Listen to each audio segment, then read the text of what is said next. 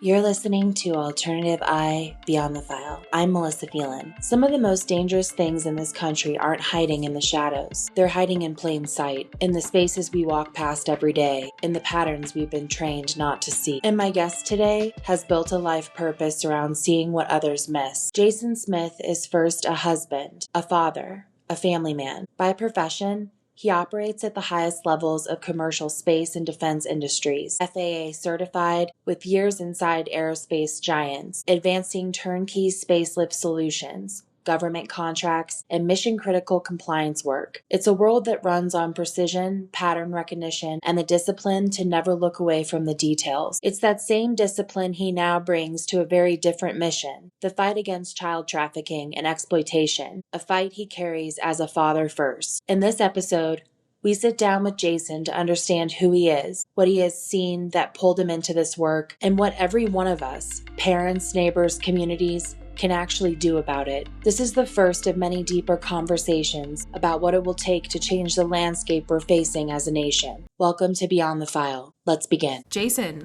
thanks for being here. Thank you. I'd like to go back in time just to understand you a little bit more because I haven't got to ask you about this. A young Jason Smith, when you got involved in the forces, what did that look like? Well, first, thank you for having me. I'm honored to be a part of your show. I love the work you do. I think it's important. You're very much about the victims and bringing justice to families, and I love that. So thank you. For myself, the young Jason Smith, I kind of grew up with my grandparents, so to speak. My mom was there, of course. She met my dad when I was about 2 or 3, who's my stepfather, but he's my real dad, in my opinion. I think I'd like to say I had a good life. There was some things that I saw as a child that, of course, none of us should see, right? Abusive grandfather because he was a Korean War veteran, things like that. My dad not being the best role model sometimes. He got better as I got older. And then really the military for me, it was my grandfather was in the Army. And since the day I could remember, I wanted to do something with airplanes. And I remember being in my dad's garage and seeing a model airplane and wanting it to fly, but he just never was that kind of guy that he just kind of had it to look at it. So I took that interest and I said, you know what, I wanted to be a pilot at first. And then they told me, well, you have to have your degree. And I said, well, I've tried school and that's not working. So what else can I do? And scored really good on the ASVAB.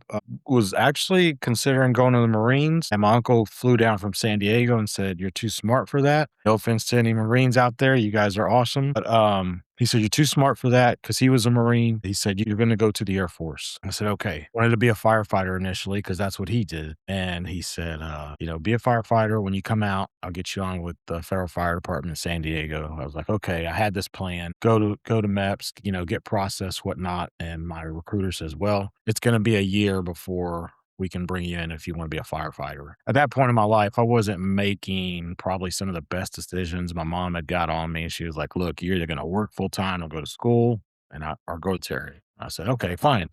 I decided that I was going to go ahead and go to the military, and that's what I did. So I told the recruiter, I need something. And he said, well, you scored really high in electrical. You want to go there?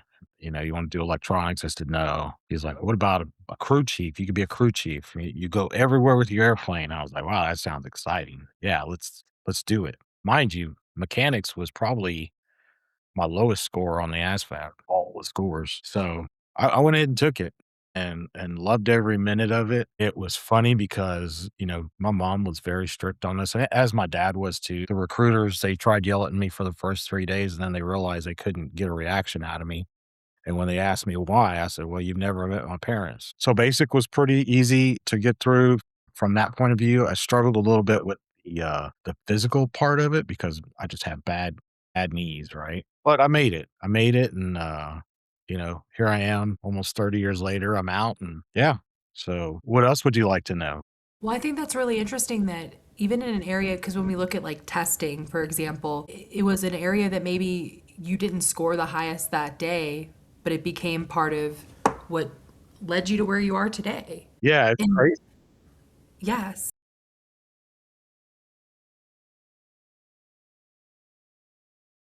It's crazy. Yeah. Like you said, the lowest score.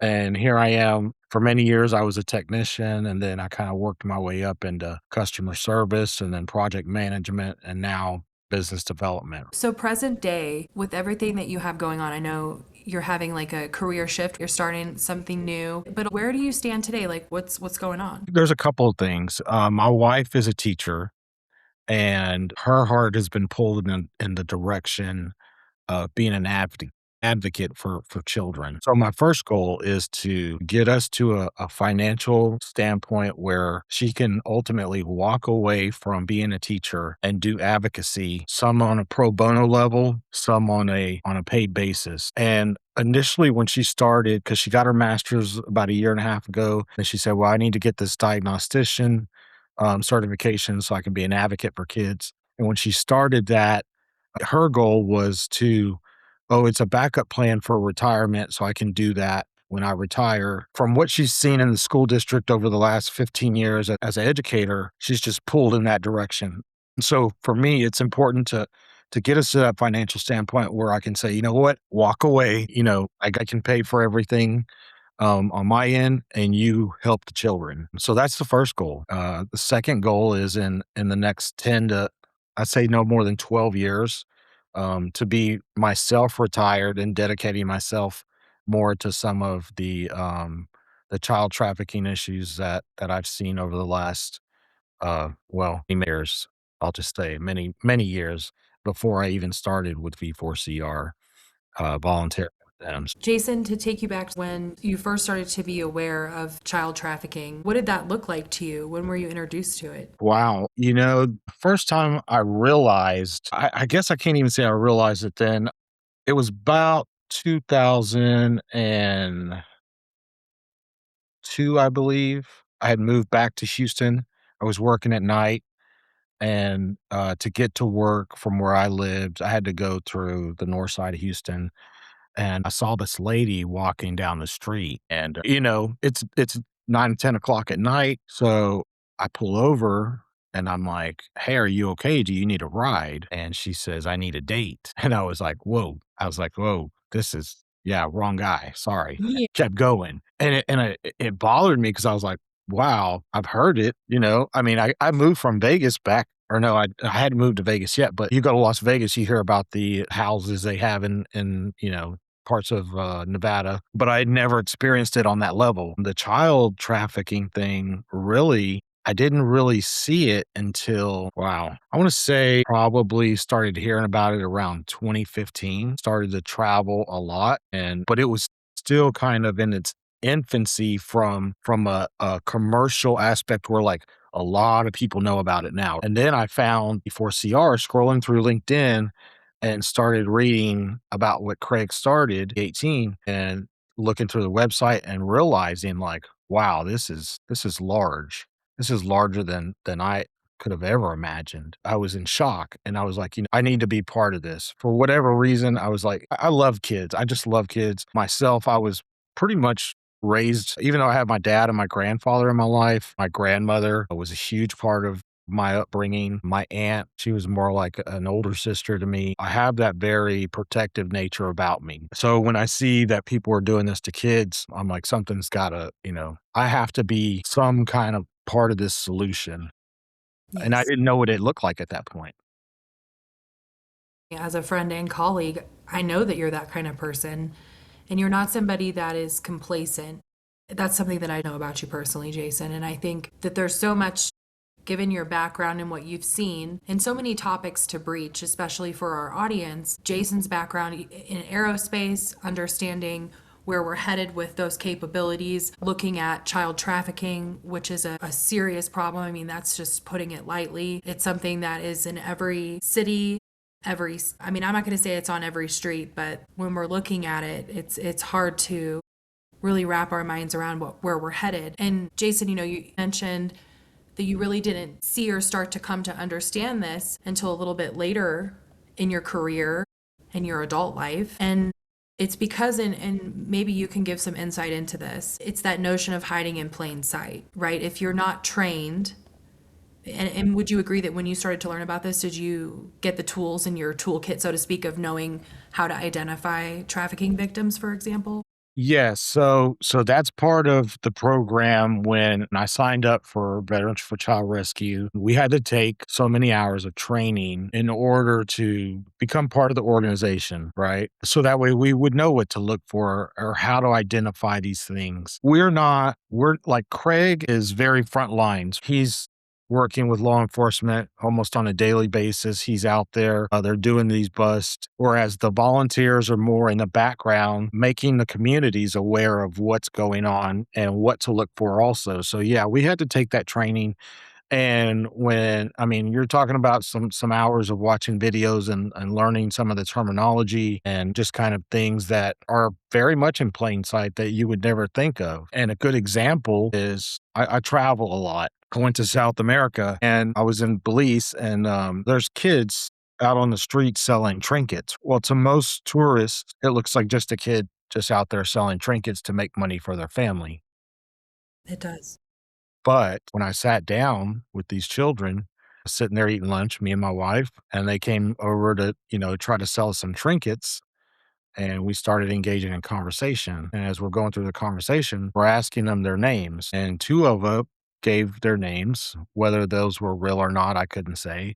But the youngest one was probably no more than 6 years old. She called herself 40. And I was like, 40? She says, yeah, that's my number. And I was like, holy shit. I was just like, and my wife's like, what? I was like, I'll tell you in a minute. And it was like, wow, it's right here. It's right here in front of you. Like, Yes, it is. what do you do? And I think the kids, the two older ones, picked up on it because they were like, okay, we got to go now. And they left. And I explained to my wife, I said, these kids are being trafficked, maybe not sexually, but they're being exploited. She has a number. And we spent some more time there. And I'll say there was probably some eyes on us after that. Which is Yes. fine, which is fine. That doesn't bother me. But yeah, that's what I mean.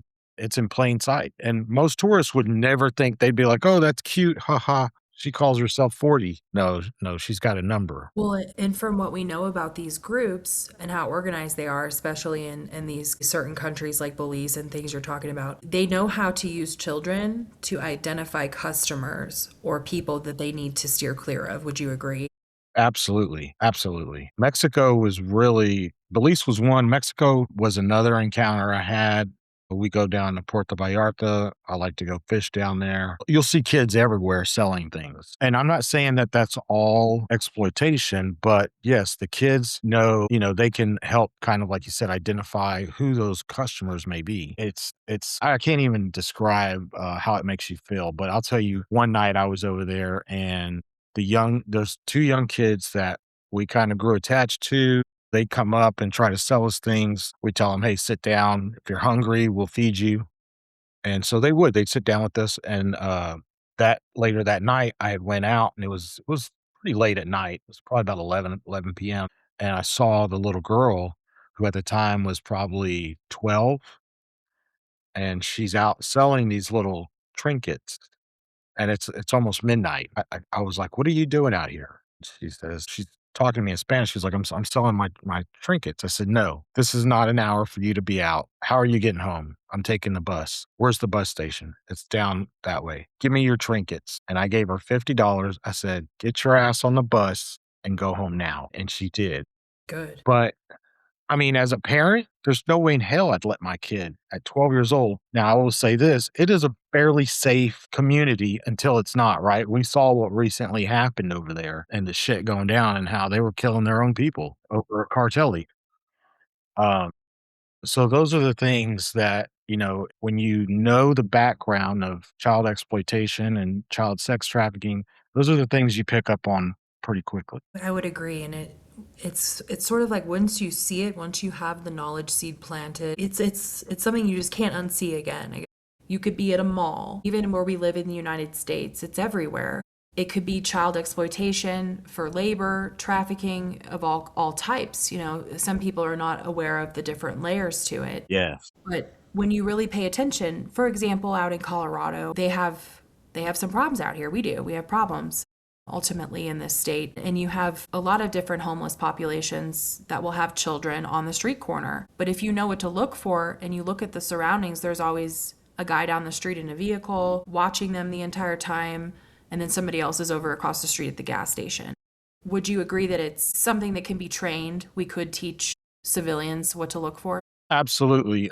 And from a volunteer standpoint, for Veterans for Child Rescue, that's what a lot of us do as volunteers is we are meant to put that information out into the community, work within the community to make people aware of what to look for and the signs of these crimes that are being taking place. It's not rocket science by any means. It's just the little things that, you get this education on. And if you go to the Veterans for Child Rescue website, there's tools on there for parents and for people to take and learn from those. So that is our job really, is to educate our communities and the public about what to look for, because I live in Montgomery County and I can tell you this county is a good old boy county, not a lot of people, it's pretty small. And people think don't it doesn't happen here. I can assure you it does. I would bet my life savings on it that somewhere in this community, it's happening. And I know it has because there was a case where back in 2020, um, where the child was taken from Montgomery County. So it happened. It does. And what you're addressing, that it's not happening thing here, seems to be the blanket statement of that so many of us are faced with, right? When you're talking to leaders or people that are running counties and they're like, well, we just don't have that problem out here. And Yeah, realistically, that to me just seems like a fairy tale. right. And there's a way to tell them the problem exists. Right. There's a lot of people that they don't want to acknowledge it. We're in this small town. That doesn't happen here. We got a good DA. We got a great DA. We got great judges. Yeah, absolutely, we do. But if you think that the devil isn't lurking in the dark, well, you're naive. You're very Yes. naive because the devil will go to these places because it's easier to hide in plain sight. It is. And to take cover. The best covers are people, and we've come to find that, especially since the age of the internet, where people are able to communicate. In the last 30 years, we've seen a tremendous, it's almost like it fills gaps, but it also is creating larger ones, and it's changing people, Jason. You know that. Yeah, yeah. I mean, even you're aware, I mean, how much it's changed. Look at your guy, Mr. Raider. He hid in plain sight for many, many years, decades, right? And nobody knew. And now you have the internet and it just makes it that much easier. Yes. And to go back and to look on these cold cases, and that's what I do. I go back, I examine all these documents, communications, and when we go back and we really look at everything, it to me looks like low-hanging fruit. I mean, how do you not have some of these guys locked up? With Raider specifically, he's somebody that is a good example of that. But we know, especially when it comes to child trafficking and just how dangerous it is when these guys get together. The worst parts of their personalities come out. Yes. It's almost just like with the age of the internet, it's really made that a larger issue, and it's something that we can identify. And it needs solutions now. So speaking on solution oriented, when we have so many people within populations, and would you agree, Jason, that most people, they would want to help a child if they knew in their neighborhood something was happening to them? I would say there's a good chance that 99.9% of the people within the community would want to help a child. There's always that 1%, right? Yes. But I would say 99% of the population say they want to help a child. And I Yeah. think that in so many ways within the United States, we try to create a safe to tell environment for children, for example. Or you go to other countries like you were mentioning earlier, the child with the trinket who you guys had built a connection with. And it was simply like having you there that night to say, hey, get your butt home. Here's some money. Get out of here. If only that child had that every day, right? Right. A Smith family member hanging out that was there to create a different dynamic within communities. Jason, how can that happen? Maybe starting with like a small town, do you think? How could we change the dynamic that's taken place, do you think? You always hear the cliche saying it takes a village, and it does, right? I mean, I remember when I used to act up as a kid, if my neighbor caught me, I got two ass whoopings. Yes. from them and then one from my parents when they got home. Oh, and I'm not saying we got to go around whooping on kids, but you know, I think as community, we need to be able to correct our children within that community, within reason. If I see your kid messing up, hey, pull them aside. Hey, what are you doing? That's not right. Just that type of thing. But now, sometimes nowadays, people are very sensitive to that.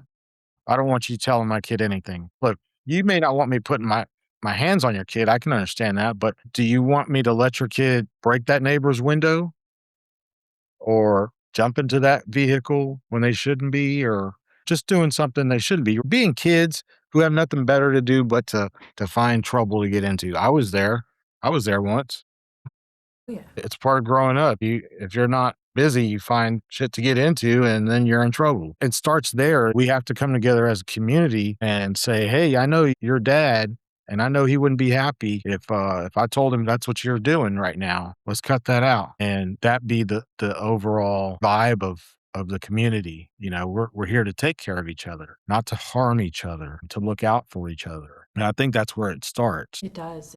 Caring about the people around you and that disconnect that seems to be glaringly obvious that we're all experiencing. It's a worldwide issue. I talk to people all over the world that are like, I don't know what's happening with people. But I feel like, Jason, that's a huge boulder that we have to get over, especially with these younger generations and having more communication and presence. And a lot of us growing up maybe didn't have the ideal household, but nowadays it seems to be statistically even more of a problem. And when you have multi-generational abuse, would you say that that's a big factor in child trafficking? Yes, yes, that's something you'll see quite often. The cases that I've seen that were directly involved from my community, there was either a lack of a parent or a lack of direction or a lack of both parents, right? When I was a kid, the kids that you saw getting involved with gangs, which was a big thing back in the 80s and 90s, was the same thing. And these children who don't have anybody are now being groomed by somebody that thinks loves them and they follow in that direction because they feel the love. You have somebody who's giving you money to go shopping. Well, that looks good. That's tempting because hey, mom and dad or mom or dad doesn't have any money to give me to go shopping. This person's taking care of me. Oh, now they love me. And then the next thing you know, you're disappeared. Yes. And would you agree to that point that the landscape for access has changed dramatically in the last 30 years with these predators having access to children? Yes, God. Yes. The internet says it all. You can go on V4CR's website. They'll give you a list of things you need to be protecting your kids on. Roblox, there's a few of Fortnite. And what happened just about a month ago, Roblox, they arrested one of the programmers for CSAM. It's just so much more accessible. And my nephew, who's 25, a couple weeks ago, he's like, "Oh yeah, I'm going to Hawaii," and I was like, "Well, who are you going with?" He was like, "Oh, by myself." Well, with who? Why? Well, you wouldn't just go by yourself. He was like, "Well, I have a friend that I met online," and he's 25, right? But he's very naive. Love him, but he is naive. And I said, I want a name. I want a name. I want an address. I want to know I want pictures. I want everything. And he was like, "Oh, I've known him a long time." I said, "I don't care how long you've known him. I want to know him, and I want him to know that I know him." Yeah. And so he did. He complied, and the kid that was his friend is his friend. Sent him his address, and he kind of joked about it. He's like, "Does he want my license number for my vehicle?" I said, "Hey, if he wants to send it, please do." And that's where, as parents, we have to stop being afraid of asking our children for permission. Oh, yeah. You don't have permission.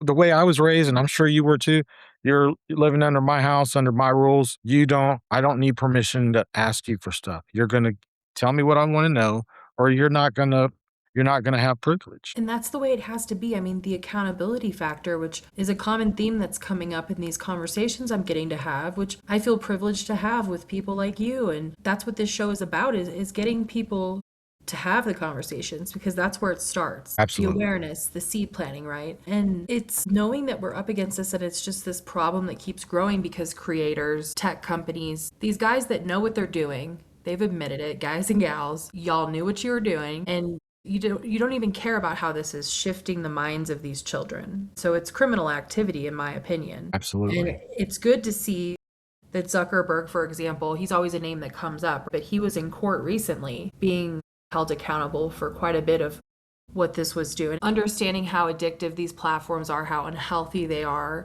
for children specifically, because we can't control what adults are going to do.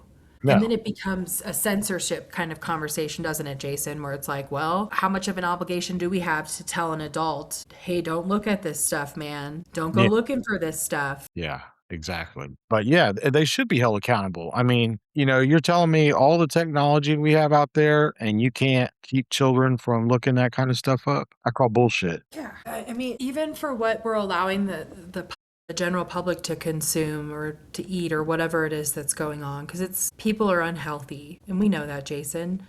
And Yeah. so, as a society, we're dealing with a lot of unhealthy people, and to what degree they take that is to each their own, so to speak. And like you said earlier about the devil getting into these high places, all it takes is one shoulder tap, and it spreads like a disease Yep. because people become compromised, or they convince themselves that they're protecting their families by not saying anything or not doing something. Right. Because trafficking doesn't happen in a vacuum.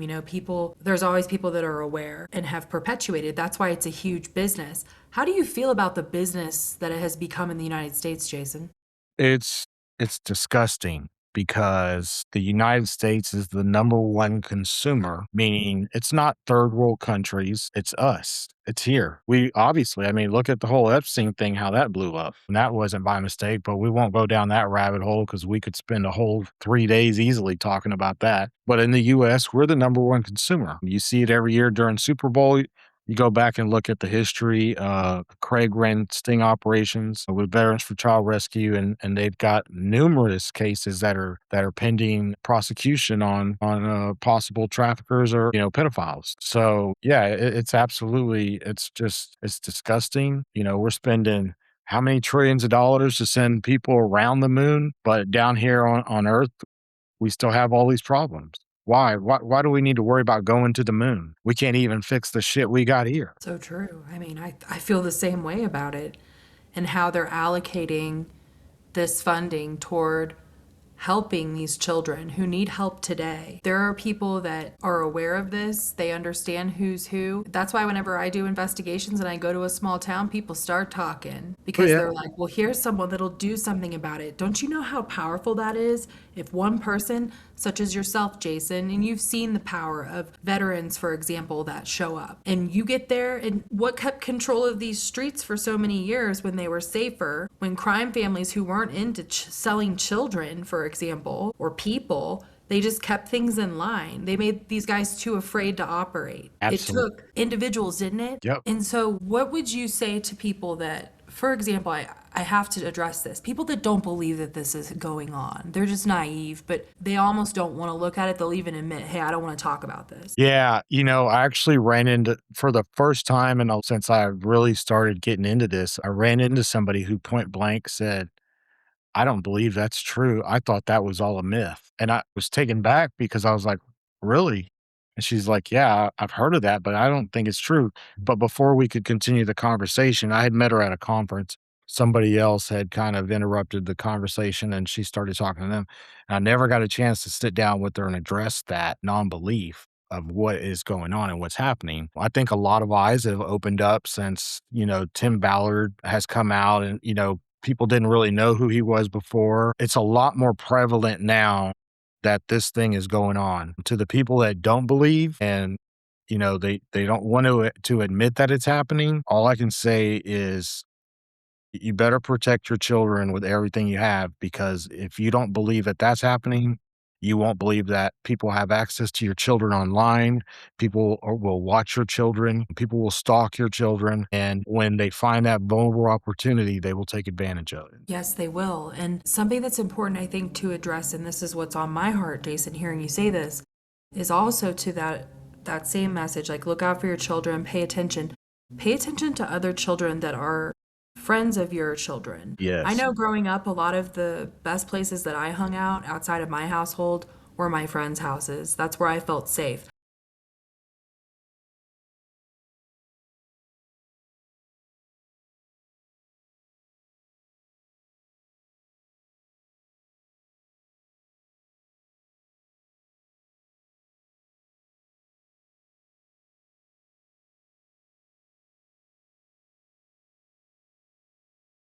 People need to pay attention to what's going on with kids. If you know somebody maybe doesn't have the best household, it's not that you got to pry, but you can always tell when something's wrong. Pay attention to that. And if you notice that a child's online, I mean, I know I grew up right on the cusp of a lot of my friends, we joke, the kids I grew up with that are we're now all adults, we're like, how are we not kidnapped and murdered? Because we were on AOL chat rooms talking to whoever, like ASL question mark, like age slash sex slash location.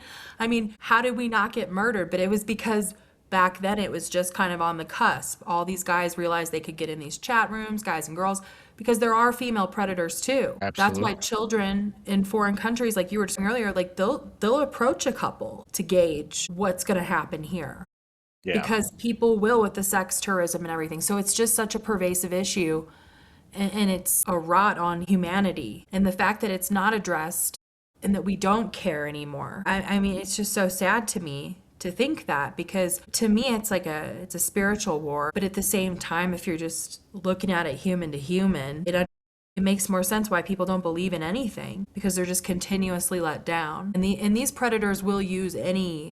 They think about this 24/7, y'all. This isn't a conspiracy theory. It's not something that is not a serious issue that does affect you and it affects your future.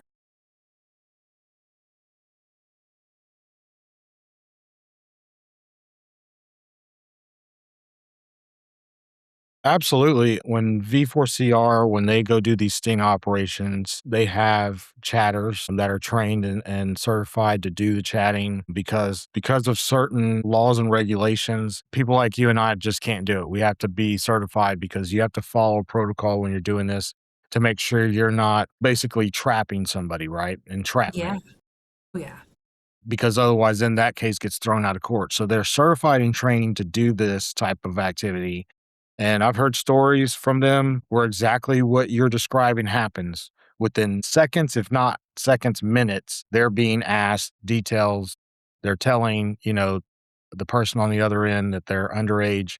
And and that's how these guys get busted, Yes. just for that doing that type of stuff. Yes, it happens, and it's happening on the games your kids play, all those popular online games your kids are playing.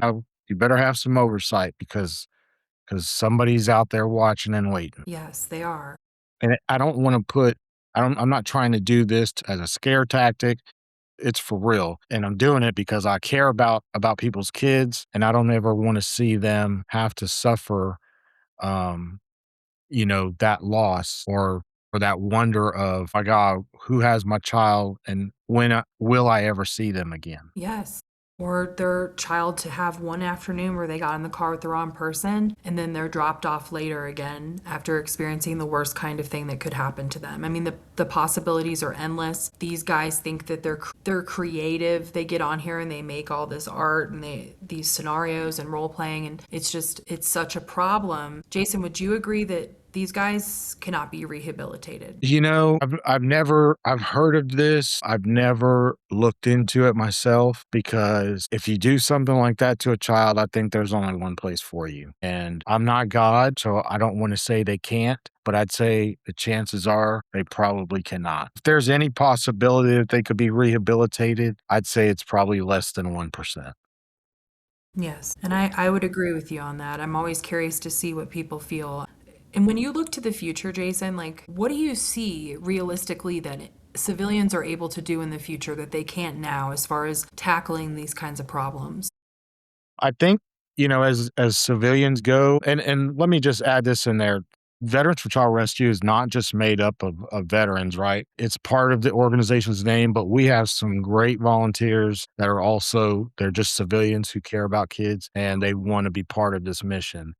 So I'll say that first. As far as a vision for how people can, get involved, just do it. Just look around. There's a lot of organizations out there. There's Deliver Fund, somebody I admire very closely and help out where I can. Free to Fly, Yolanda Christensen. She actually works with Department of Homeland Security to provide flights for victims out there to get into a safe space. Matt Sheldon with Free People. He's here in Texas. He's in, I believe, up north somewhere near the Dallas Fort Worth, just south of Dallas Fort Worth area. And his organization actually helps rescue. Just look around for organizations that do this, vet them out, make sure that they're not just a fly by night, so to speak, and get involved. Ask them how you can get involved. They'll all take volunteers. You have to go through a background check, simple background check, nothing.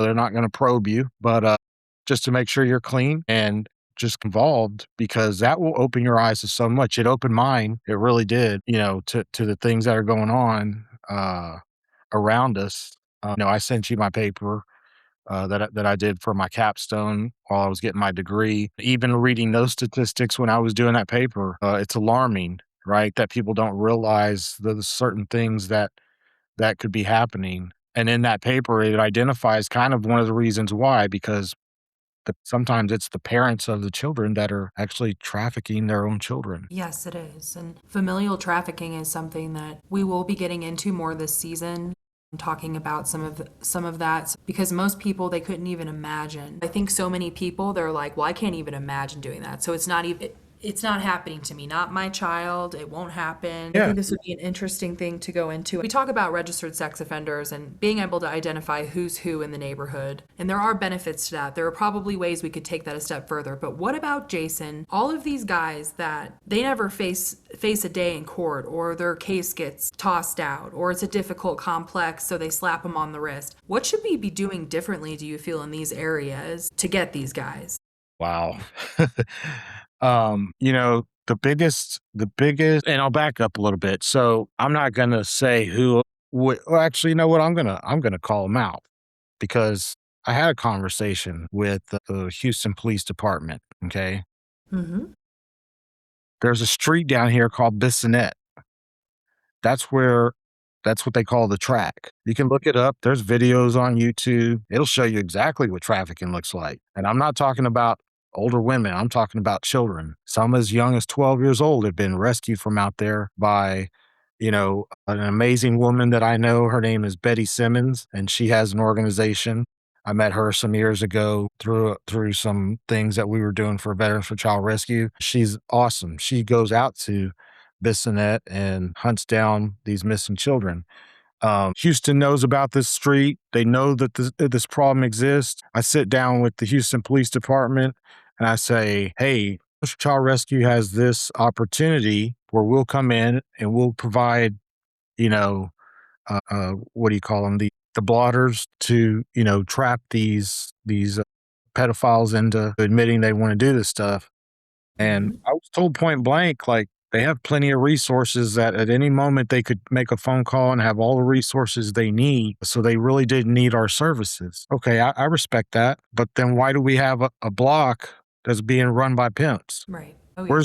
Where's the resources at? Why isn't that block shut down? Why are 12-year-olds being trafficked out there? So you can take that shit and shove it up your ass, because if you had the resources, then who's tying your hands from taking care of it? Who's tying your hands? Who is tying the hands at that level when a police department is controlling the outcome, which happens? Local police have so much skin in the game when it comes to even getting a federal case going, for example. How are we going to trust that this jurisdictional ping pong, well, we can't do anything about it, sorry, because like the FBI will say, we can't get involved, or the DA will say, we can't just take a report. It has to come from local police. Yeah. And then you have a situation like you're describing in Houston, which is happening all over. Yeah. And that's how this perpetuates, is it not? Absolutely. And not to get off the subject, but that's exactly where it starts. And where I was going with that is the biggest problem with getting people convicted for trafficking is because they scared their victims to death. They tell their victims that if you tell on me or you testify against me, we'll kill your family. right? Will harm your loved ones, will do all these horrible things to you. Somebody to testify to the actions of that person, it makes it that much harder. And that's why you see these guys or girls or women getting off with a slap on the wrist, only 5 years, maybe probation, whatever the case may be, is because they don't have that testimony of somebody who can say, yes, that guy trafficked me. He did this to me. He abused me. He raped me. He sold me. He sold me for drugs. He sold me for money. They don't have that in hard evidence. So the DA is kind of forced to let them off, right? And so I think the answer to that, to the answer to your question, the solution to that is once you've been, even if you only walked off on probation, you're on a list and you better stay on that list and you better make sure you update it because if you don't, you're going back to jail. You're going to jail. It's that simple. That's the only way we're going to be able to protect our kids is holding these people fully accountable to their actions. Now, I say that, but also understand the other side. Houston's a large city. Orlando, Florida is a large city. Las Vegas, Nevada is a large, dense city. I've seen living there, I've seen the criminal elements walk amongst the streets, amongst everyday people and never be detected. Yeah, I mean, that's a great example of where it happens right in your face, and people are there just having their Vegas experience. And I know that Houston PD has a long history of problems, we'll just say that. And it happens in all of these major metropolitan police departments and these areas that they're unsolved homicides and they're missing people. All of these problems are just, it's astronomical what we're up against. And so when you have people down there holding them accountable, I wonder how many people in Houston or in these other areas would really actually care about the fact that there's a street that hasn't been shut down. But when they control the media, it's also difficult, right? Absolutely. And the DAs within the cities, these large cities who are not pressing, the red button and going, this guy's getting life. The judges who aren't holding these people accountable, all that plays into the factor of how do we continue to make our city better when we're not going to hold people accountable. And the people that are not holding them accountable are the ones in charge. Thank you, Jason Smith, for bringing what is necessary to this discussion. You've built a career on precision, on accountability, on showing up when it matters. And now you bring that same discipline in the fight against child trafficking. Having your heart and the vigilance needed to shape outcomes, this is what it means to stand up and say, here I am, and I can do something about this. This was just the first step. The deeper conversations are coming. The work continues. Right here on Alternative Eye. I'm Melissa Phelan. Stay vigilant, stay informed, and keep looking beyond the file.